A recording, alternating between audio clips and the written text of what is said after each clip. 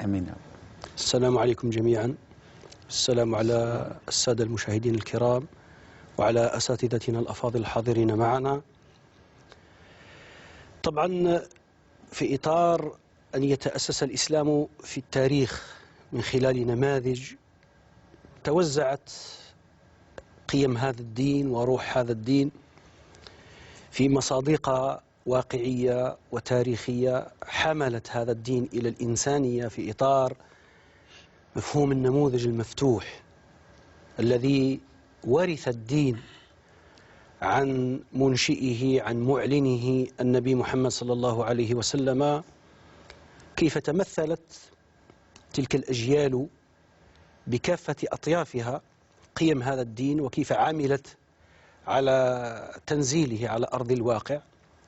نحن نعلم في إطار الثقافة القرآنية أو الثقافة الإلهية عموما، الثقافة التوحيدية، الثقافة القرآنية، أن بيت النبوة، أن بيت الأنبياء يتأسس على أساس من القيم القائمة على المودة وعلى الرحمة وعلى تحمل عبء هذا الدين من بعد الآباء المؤسسين إذا جاز لي أن أقول. ولنا أمثلة كثيرة تشير إلى هذا، وتكفينا تجربة سيدنا إبراهيم عليه السلام مع ذريته إلى النبي محمد صلى الله عليه وآله وسلم وذريته.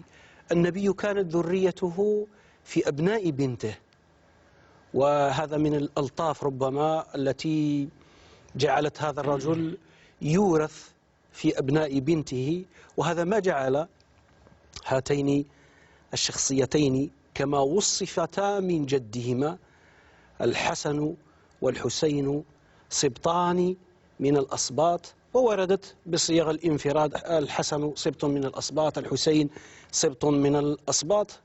وهذا الدور دور أن تكون سبطا للنبي، ليس مجرد انتساب بيولوجي طبيعي أن النبي ولد هذين الولدين وكم من الأولاد ولد، لكن أن يتخير هذان، أن تنتدب هاتان الشخصيتان لأدوار مفصلية في تاريخ الإسلام بعد أن حدث ما حدث، بعد أن وقع ما وقع. قد لا أتفق مع فكرة أن الحسن والحسين أسسا لموقف بإزاء الحكم والسياسة، هذه واحدة من الدوائر. صحيح. هاتان شخصيتان مركزيتان في تاريخ الإسلام. ولو رجعنا إلى السلاسل والطرق، سواء بالنسبة للمشتغلين بالتصوف، المشتغلين بالقول الكلامي، المشتغلين باللغة، المشتغلين يمرون بطريق من الطرق عبر هاتين الشخصيتين، فدورهما دور مركزي. لا أقول مركزي بمعنى أنهما لوحدهما فقط أديا لهذا الدين وأديا عن هذا الدين، ولكن موقعهما الحساس من شخص النبي محمد صلى الله عليه وآله وسلم جعلهما سواء بالنسبة للإمام الحسن ثم من بعده لأخيه الإمام الحسين، وما ابتلي به من تجربتين سواء مع النبي وما تلا مرحلة النبي صلى الله عليه وسلم أو مع والدهما في مراحل ابتلائه هو أيضا، ثم من بعد والدهما كيف يتصدى الحسن لدور مهم تنبأ به جده قبل حوالي 40 سنة عندما قال: ابني هذا سيد.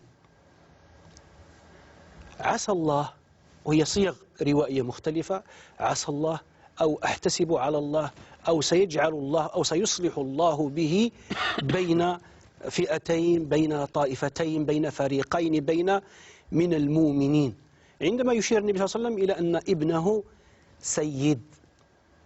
كما قلت في حصة سابقة، ما معنى أن النبي يبشرنا بأشياء أو ينذرنا عن أشياء ويحذرنا من أشياء؟